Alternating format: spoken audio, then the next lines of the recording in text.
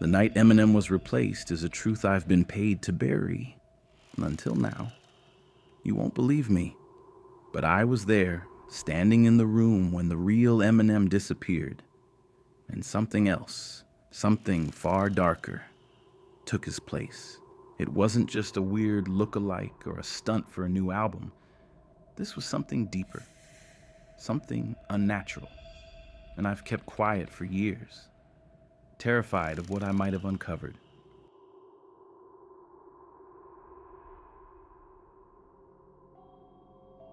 But tonight, I'm ready to tell you everything. You might wish I hadn't. Let me take you back to that night, to the moment everything changed. I've kept quiet for years, and for what? The money? The threats? Maybe. Or maybe it was the fear. The fear that once I opened my mouth, I wouldn't be able to close it again. But tonight, I can't hold this in anymore. The truth, it's too heavy, and I have to tell you. I was there the night Eminem was replaced, and I swear to you, it wasn't a joke. It wasn't some stunt. Something happened, and I know the world doesn't want to hear it, but I can't carry it any longer. Let me set the stage, and you'll understand. It was only a few months ago. A regular session, nothing too out of the ordinary. The kind of night you forget about, the kind you tell yourself is just another job. I had no reason to think anything would be different. But as soon as I walked into that studio, I knew something was wrong. The room was too quiet, and it wasn't the quiet of anticipation, like you might expect before a big moment. No, it was that kind of quiet that feels empty, like something's missing, but you don't know what. The hum of the lights, the faint buzz from the electronics, it all felt muffled, like I had stepped into a different world. I wasn't a key player, I wasn't anyone who mattered, just a small part of a bigger picture. But I was there, and I saw it. I don't even know why they kept me in the loop. Maybe it was because I was just another face in the crowd, easy to ignore. Or maybe they thought I wouldn't notice. I wish I could say I didn't. But when he walked in, that wasn't Eminem. Not really. Not anymore. I remember the first moment I laid eyes on him. There was no grand entrance, no flashing lights or dramatic reveal. He just appeared, like he was always meant to be there. And I almost didn't notice the shift at first. He looked like him. The hair, the face, the tattoos, all the things that made you believe. But it wasn't his eyes. There was something in those eyes, something I couldn't quite place. And that's when the dread started creeping in. It wasn't just me. I could see it in the way the crew reacted. Too calm, too indifferent, as if they had seen this before. But I hadn't. He didn't move like him either. There was no energy in his step, no swagger. It was like he was walking through life on autopilot, like he was just going through the motions. It was wrong. Every part of it felt wrong. But nobody said a word. Not a single person. They all just kept doing their jobs as though nothing was amiss. And I just stood there, frozen, because I knew something was off. But I couldn't say anything. And then he spoke. The voice, the words, it sounded like Eminem, but it was hollow, empty. I could hear it. I could feel it in my chest. It wasn't him. It wasn't really him. I wanted to scream, to shout that something wasn't right. I wanted to run, but there was a feeling in the pit of my stomach, something darker than fear, something that told me I was already too deep in, too involved. I was paid to stay silent, paid to look the other way. And I did. That was my mistake. I stood there. I didn't say a word. And the worst part, I couldn't help myself. I stayed because I was scared. Scared of the power behind it all, the control they had over me, over everyone in that room. The truth, I felt trapped. Every breath I took felt heavier, suffocating, but I couldn't leave. I remember feeling my heart pounding as he moved closer to the mic, starting to record. His voice was all wrong, but the words were the same. I watched him like a puppet, doing everything the same, but with no soul behind it. And every word he spoke, I felt this gnawing sense of dread in the pit of my stomach. At that moment, I couldn't tell if the fear was from the presence of the man in front of me, or from the realization that whatever this was, it wasn't a mistake. It wasn't just a bad day. Something had happened. Something no one could explain. And I was part of it. But no one questioned it. They just kept going. The whole team, the staff, they all just moved on like they'd seen this before. I was the only one who didn't understand. I was the only one who was still alive with the knowledge of what had happened. I think that's when I realized the real horror of the situation. What if this wasn't just happening to him? What if it was happening to me, too? The studio felt like a cage that night. Like I was trapped in a room with a shadow of something, someone who used to be real. But no one wanted to talk about it. No one wanted to admit what we were all witnessing. So we stayed quiet, the crew, the staff, all of us, and we just kept going. The music was still made, the songs still recorded, and they just let it happen. But there was one moment, just one moment, when it all almost slipped through. When one of the staff members, just a kid, barely old enough to know better, walked up to the new Eminem, and he looked at him with those dead eyes. And it was like the air in the room froze. For just a split second, I thought the kid was going to say something, to ask, to question what we were all seeing. And for that moment, I thought maybe someone else could see it too. But then the kid just smiled, nodded, and walked away. And that was it. Nothing else was said. No one mentioned it again. We all went back to work, but that moment, the way he looked at the kid, it was the last piece of proof I needed. He wasn't him. Not anymore. But I couldn't say anything.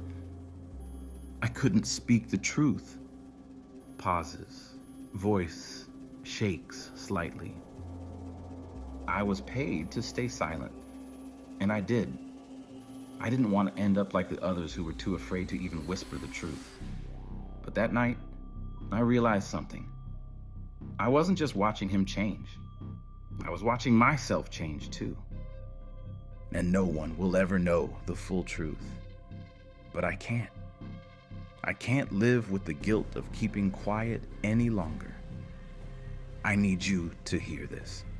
Pauses. You have to understand that what happened wasn't just a fluke. This was something much bigger. Something more terrifying than I could ever explain. And now, it's time for you to know. You still won't believe me, but I promise you, there's more. Much more. And it's about to get worse. The door creaked slightly as I pushed it open, stepping into the studio with a sense of routine. It was the same as it had always been. Familiar, comfortable. The kind of place you'd walk into without thinking, without hesitation. A big open space with high ceilings, thick black curtains lining the windows, and soundproof panels covering the walls. It smelled faintly of fresh paint, coffee, and something else I couldn't place. Something colder, something like metal? I walked in slowly, letting the door close softly behind me. The hum of the lights above buzzed faintly, like an old friend's voice, the kind you don't even notice until it's too quiet. There were no echoes, just the low murmur of the crew talking quietly in the back, the faraway clink of equipment being adjusted. All routine, all exactly as it should be. Or so I thought. The space was almost unnervingly perfect. The floor gleamed under the overhead lights, polished to the point where I could see my reflection briefly as I passed. The tables were neatly organized with microphones, cables, and soundboards. Nothing out of place. Not a single thing. There was an odd beauty in the order of it all. The way everything seemed to have its place and purpose. It was almost like stepping into a showpiece, too pristine to be real. But I didn't question it. Not yet. I could feel the usual tension, the quiet hum of anticipation that always came before a session. But it wasn't the usual kind. There was something about the air tonight, something different in how it settled around me, a weight I couldn't immediately identify. I pushed it down, focusing instead on the faces of the crew members scattered around, their murmurs filling in the silence. They all looked so composed. Too composed. It was like a mask, hiding something. I glanced around at the chairs, the tables, the equipment that was all familiar to me. The warm glow from the lights above cast long shadows across the room, bending them in ways I wasn't used to seeing. The shadows felt too deep, too thick, like they were clinging to the walls, waiting. But I wasn't sure. Maybe it was just my imagination, a trick of the light. But still, something about the atmosphere felt off. The space was too quiet. The air wasn't just thick, it felt heavy. Like it was pressing in on me, like the room was trying to trap me inside. I breathed in deeply, hoping the familiar smells would ground me, but instead, I felt a faint sense of dizziness, like the air wasn't as clean as it should be, like it had been recycled too many times. I shook it off, moving further into the room, my shoes clicking softly on the floor. There was the faintest sound of paper crinkling from the back, followed by the low rustle of voices too soft to catch. I turned to glance at the crew, but no one looked up. Everyone was going through their motions, setting things up, adjusting the sound. It felt like nothing had changed. But something had. The silence hung between us like a thick curtain, only to be broken by the sound of footsteps echoing from the hallway. My head snapped to the side, instinctively watching as the door on the far side of the room opened. And then, there he was.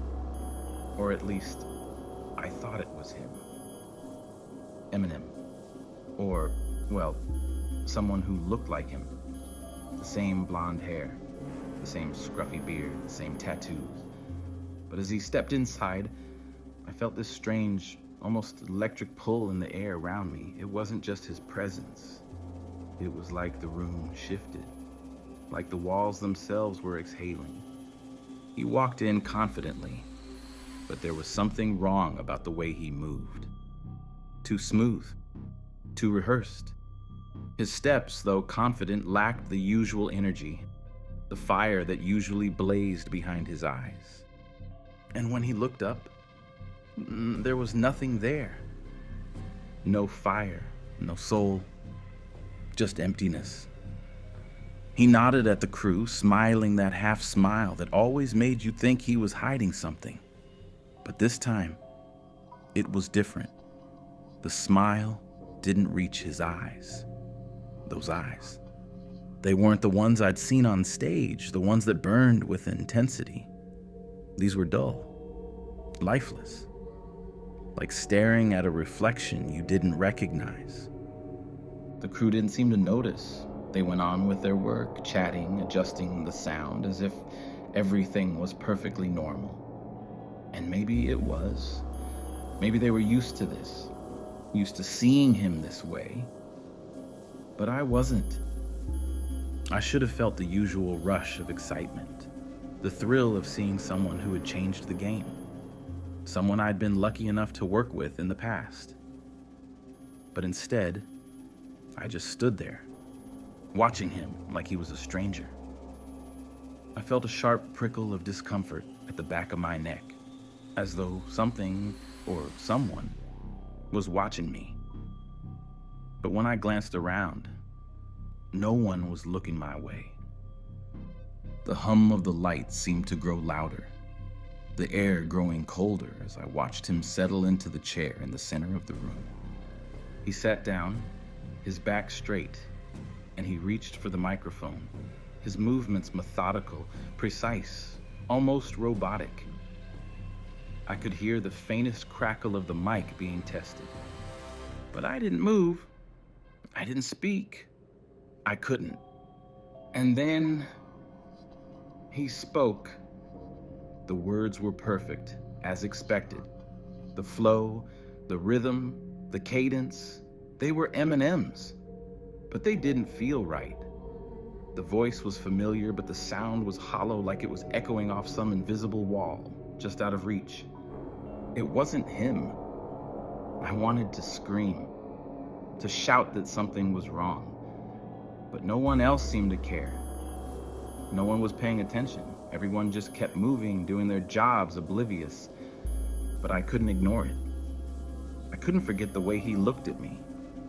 The way his eyes, those empty eyes, lingered just a second too long. I swallowed hard, trying to shake off the uneasy feeling gnawing at my chest. It was like the room was closing in on me and I couldn't breathe. The lights flickered just once, too quick for anyone else to notice, and the shadows seemed to shift, becoming more pronounced. I had to look away. I didn't know what I was supposed to do next.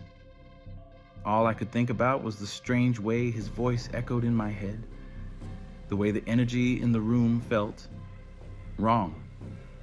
But it wasn't just the voice, it was him. The real Eminem wasn't here. And I was beginning to understand this wasn't a coincidence. And as I turned, ready to walk away, ready to find somewhere else to focus, I felt it. A shift, a sudden drop in the temperature, like a chill running through the room, pressing against my skin. I turned back to face him, but he was already looking directly at me. And then I saw it. The briefest flicker of something behind his eyes. Something dark. Something that shouldn't be there. The door clicked shut behind me, and I was left alone with the heavy silence of the room. What was I going to do now? What could I do? I couldn't walk away. Not yet. I had to stay. And the more I stayed, the more I realized I wasn't just watching the real Eminem disappear. I was watching something darker take his place. The room felt wrong. I can't really explain it, not in a way that would make sense to you. But I felt it. There was a chill in the air now that hadn't been there before. It wasn't cold, exactly, but it was enough to make me pull my jacket tighter around my shoulders, as if something unseen had pressed in. I shifted my weight from one foot to the other, glancing around at the studio. It looked the same, but it didn't feel the same. The furniture was still arranged in its usual places. The equipment hummed softly. The lights flickered intermittently. Everything was supposed to be fine, but it wasn't. Something wasn't right, and I couldn't quite put my finger on it. I turned my attention back to the group, hoping the feeling would pass. The crew continued their work in the background, their focus on adjusting microphones, plugging in wires, but their movements were slow, too slow. They didn't move with urgency, with the usual drive that I'd seen in them before.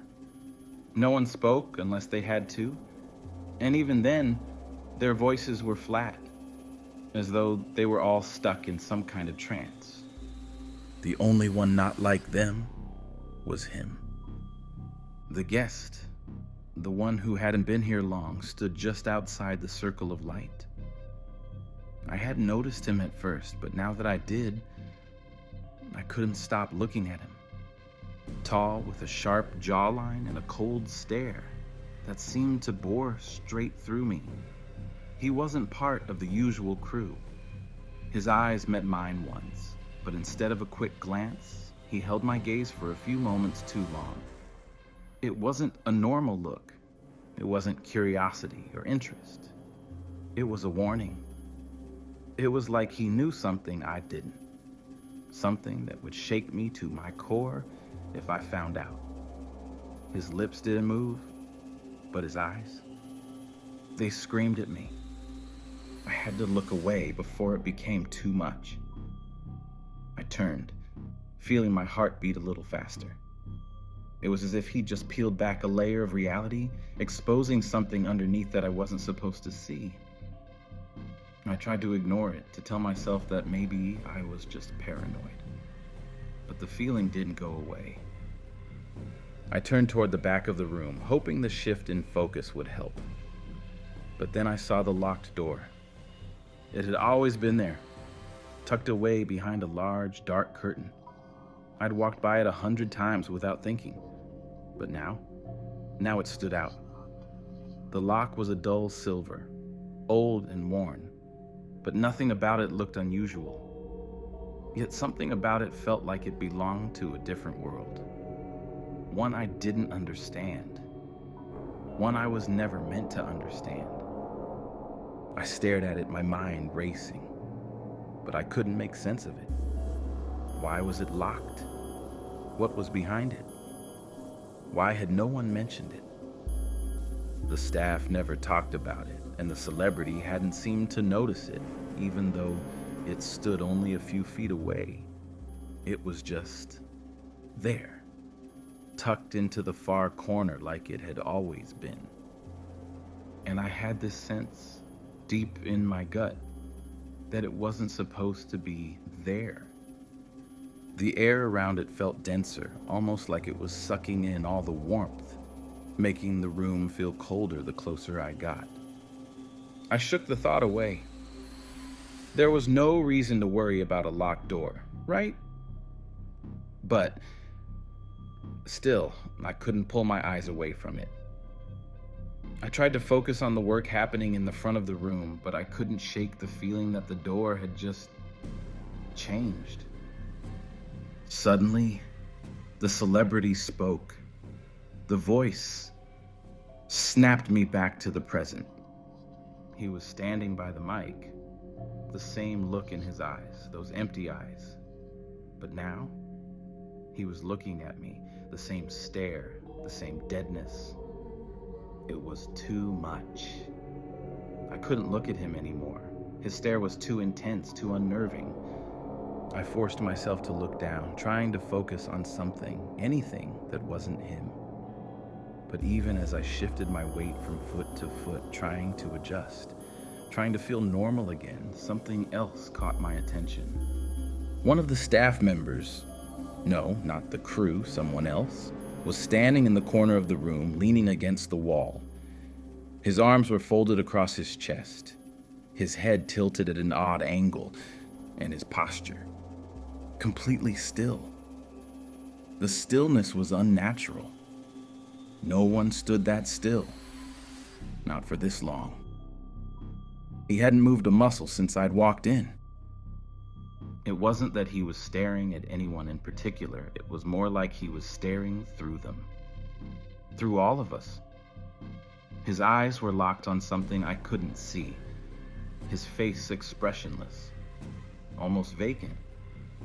He was too far away for me to approach without drawing attention. So I just watched him, trying to piece together what I was feeling, what was happening. The air had become thick again, heavier. The silence from the staff and crew felt suffocating, like no one was willing to speak. Even the hum of the equipment seemed muffled now, swallowed up by the quiet tension in the room. And then, almost imperceptibly, the guest, the one who had looked at me earlier, shifted slightly. His movement was slow, deliberate.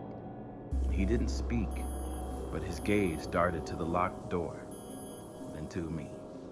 A flicker of something passed between us.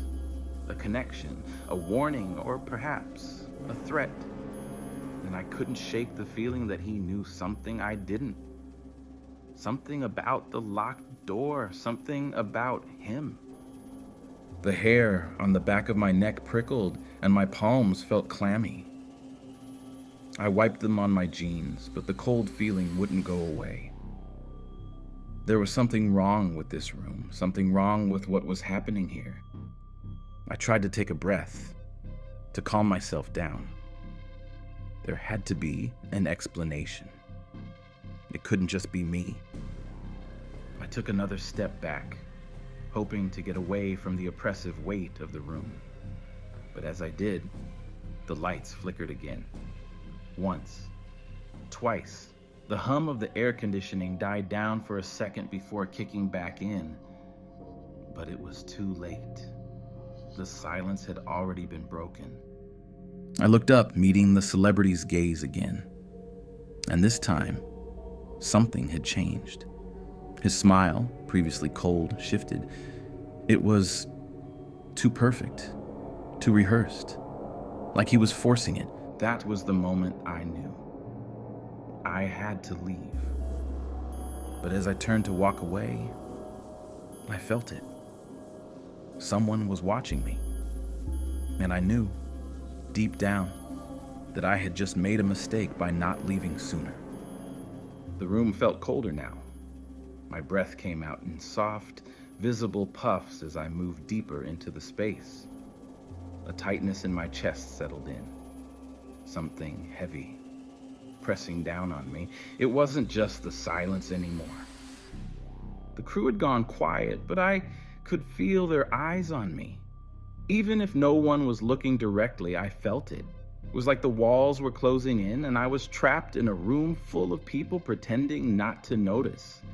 I focused on the celebrity. No, not the celebrity anymore. Something about him wasn't right.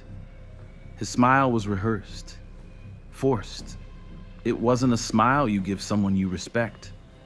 It felt like a mask. The longer I stood there, the more I realized it wasn't just the smile. Everything about him was wrong. I stepped back, the hair on my arm standing on end. I tried telling myself I was overreacting, but the more I thought about it, the less normal it felt. I wasn't just uncomfortable. I was scared. Then I heard it. A faint click, like a door latch shifting. I glanced around, pulse quickening. The door to the recording booth was shifting on its hinges like it had been opened, but no one had touched it. My stomach dropped. I could hear the faint hum of static, the buzz of lights overhead. But in the silence after that click, I couldn't shake the feeling that someone was hiding behind that door. My eyes flicked between the staff and the door, waiting for someone to react. But no one moved. They didn't acknowledge it. It was as if they were trying to make me believe it wasn't there. But I knew it was. I couldn't just stand there. I had to do something. I took a step forward. That's when I felt it. A chill creeping down my spine. It was sharper, like ice crawling beneath my skin. As I stepped toward the door, The sensation grew worse, the cold pulling me closer to whatever that noise had been.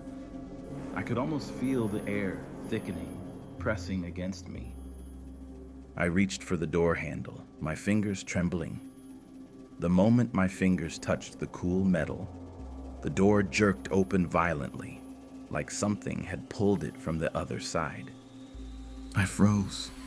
There was nothing inside. No one. The recording booth was empty.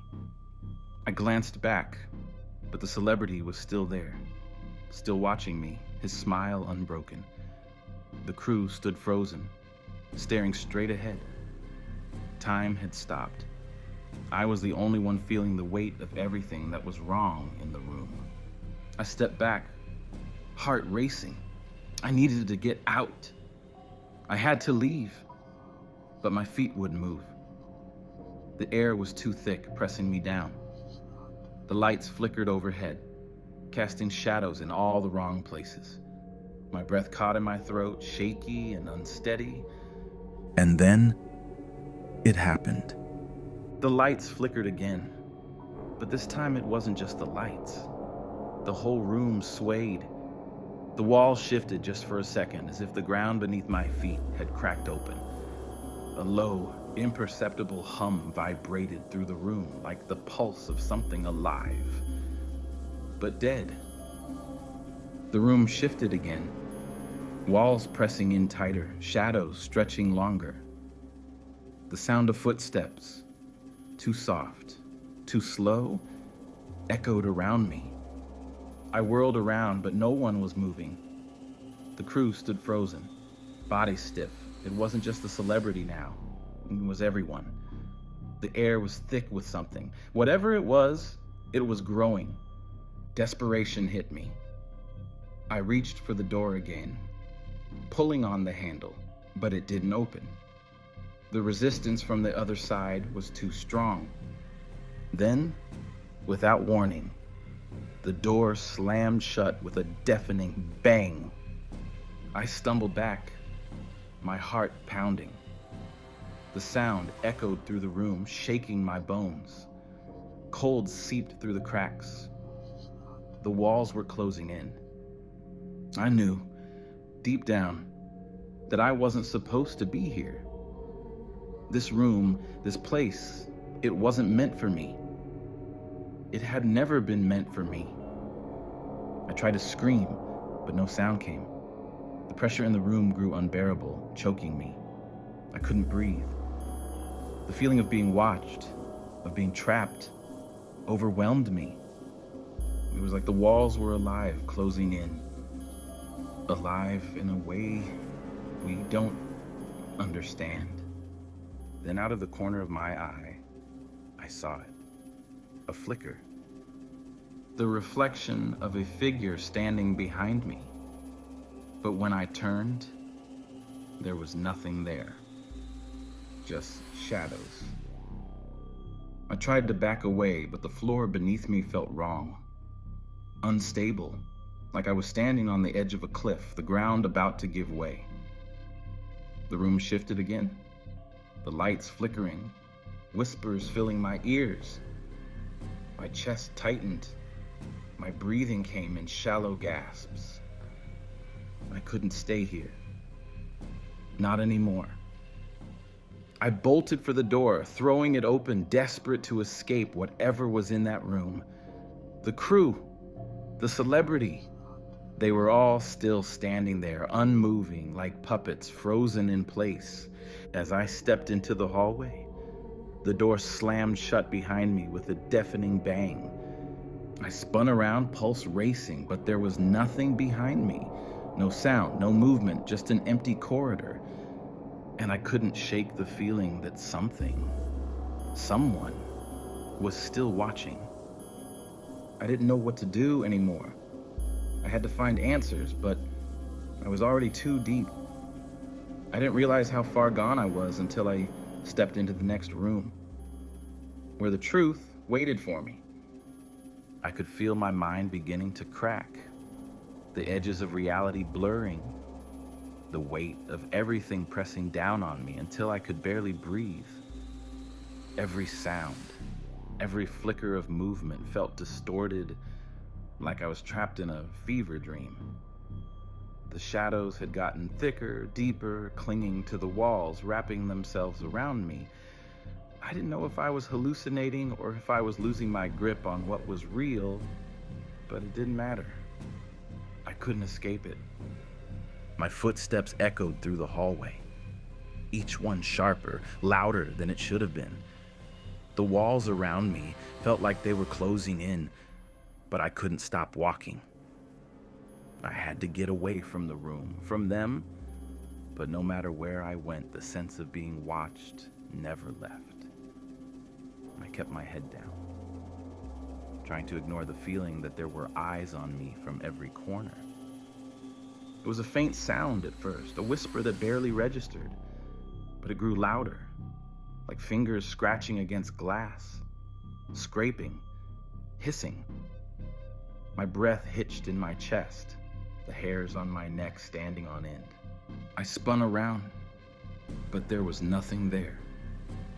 No one. Just empty, lifeless space.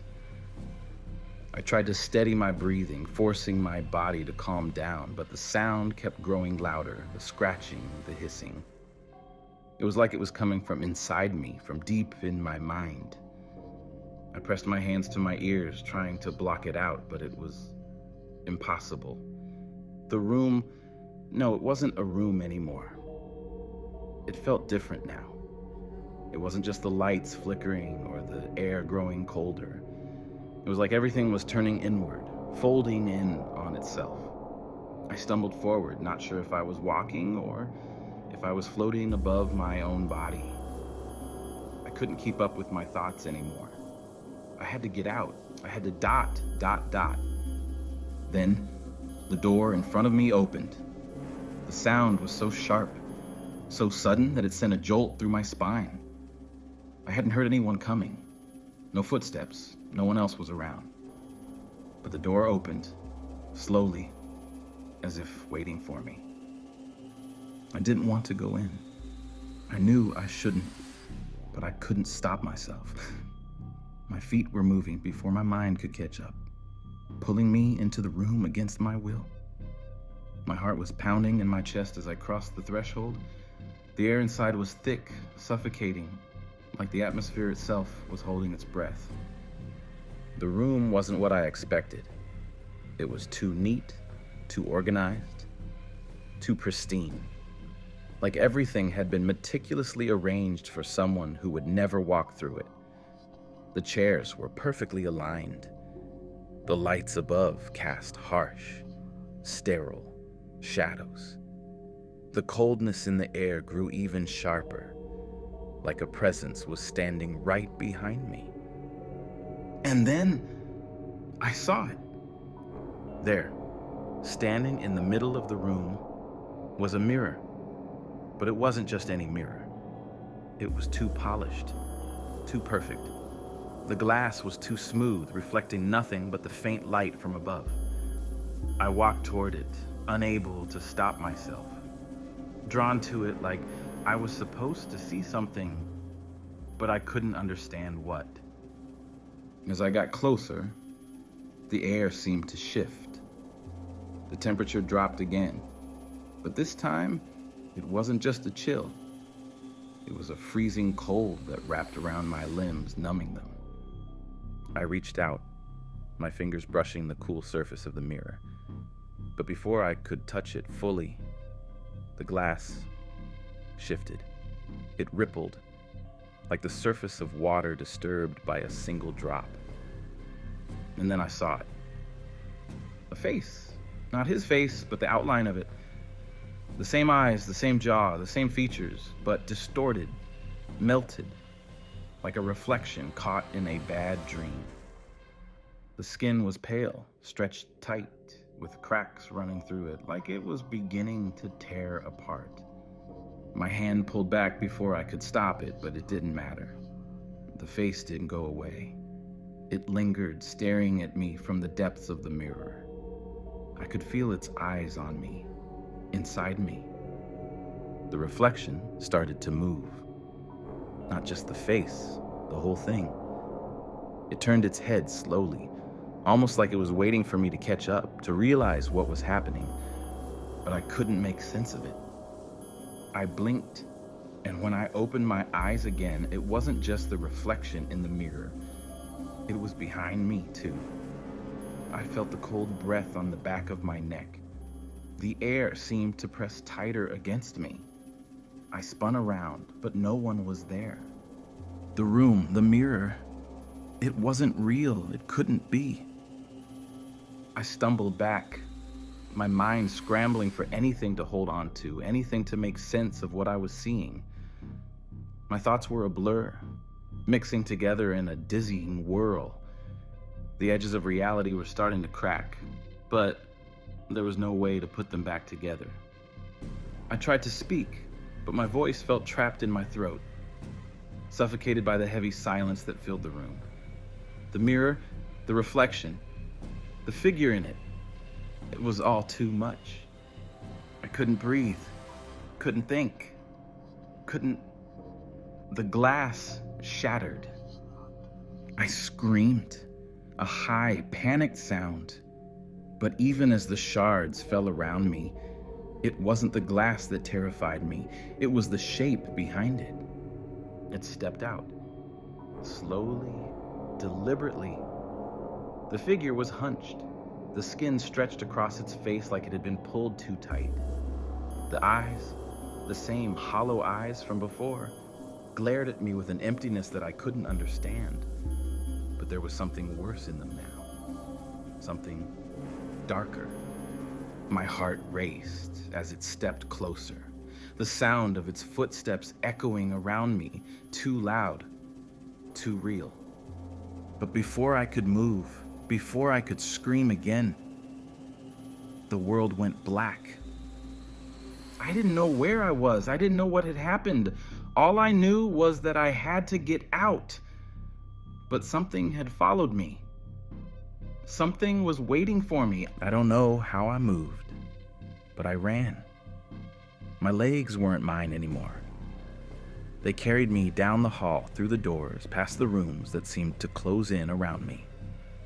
The image of that thing burned into my mind, crawling under my skin, burrowing into my thoughts. My breath came in shallow gasps, the air thick, choking me. The floor felt unstable, like I might fall through at any moment. My heart pounded in my ears, drowning out everything else. I didn't know where I was running to. I just needed to get away. I needed to escape that room. My hands shook as I pushed open the nearest door, stumbling into what seemed like another hallway. But it was darker here.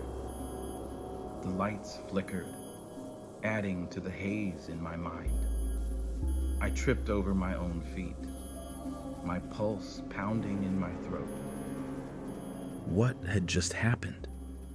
I couldn't make sense of it. I didn't want to. The mirror, the reflection, it hadn't been a trick. That thing had stepped out of the glass. It had followed me. I stopped running. My legs gave out, and I collapsed to the cold floor back against the wall. My chest heaved as I tried to steady my breath, the room spinning around me. I closed my eyes, but the images came anyway.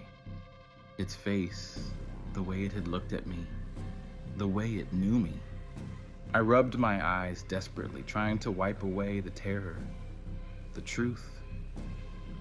Just breathe, I whispered to myself, but it didn't help. I didn't want to breathe. Not if that thing was still in this place. The cold fingers wrapped around my neck, pulling me toward the truth I didn't want to face. The face, twisted in the mirror. It wasn't him anymore. Whatever had taken his place was worse than anything I could have imagined. That thing wasn't just in the mirror, it was inside me now. The more I fought it, the stronger the fear grew. It clawed at me, dragging me deeper into a darker place. My mind was a mess, frantic and desperate. Then it hit me. It wasn't just the thing in the mirror. Something more was happening. Something inside my mind, unraveling the threads of reality that held me together. What was real anymore? The fear, the terror. It was like a suffocating blanket pulling me deeper into this nightmare. And then the thought hit me, sharp and cold. What if I'm still in there? What if this wasn't a fleeting experience? What if it was already too late? What if I was already part of whatever that thing had become? My chest felt like it was caving in. My hands shook uncontrollably. I wasn't in control anymore. The room had swallowed me whole, the walls pulling me under, closer to whatever that thing was. I squeezed my eyes shut, but the images wouldn't go away. The memory of it standing behind the mirror, its eyes staring into mine, followed me here, even now. I stood up, swaying, trying to get my bearings, but the floor felt unstable beneath me. The walls, the lights, everything was shifting, warping, pulling me back into that place I had just escaped. I had to leave, but as I turned to leave the hallway, I heard it. Footsteps, not mine. I froze. I didn't want to turn around. I didn't want to face what was behind me. But my body moved before my mind could react, and I turned, slowly. The figure stood at the end of the hall, just out of reach. Tall, slender, its face hidden in shadow. The grin stretched far too wide, grotesque, like it had been carved into its face. The air thickened, pressing against me. I tried to step back, but my feet wouldn't move. I was paralyzed, rooted to the floor. The figure took another step forward, slow and deliberate, each step louder than the last, filling the silence like a drumbeat in my chest. Just as I thought I might faint from the terror, the figure stopped. It didn't move, didn't say a word, but I could hear it inside my head. You can't escape. The words didn't come from its mouth, but from deep inside me, a whisper I could feel in every part of my body. It wasn't a voice I could hear. It was a presence that had always known me. And that's when I realized this wasn't a nightmare. I wasn't going to wake up. I was already in it. And there was no way out. But there was one thing I hadn't realized yet. The nightmare had only just begun. I don't know how long it's been since that night, but it feels like it's always with me now. The shadows, the whispering, the feeling that something is just behind me, waiting. I can't escape it. Every time I close my eyes, I see that face. The one that's still not really him. The one that never left. I try to tell myself it's over, that I can move on, but I can't. I don't think I ever will. That thing, I know it's still out there. I can feel it just out of reach, just beyond the edges of my thoughts. And sometimes, in the dead of night, when the air is still and the world is quiet, I hear it. That sound, a soft scraping, like fingers dragging across glass. But it's not a sound I can escape.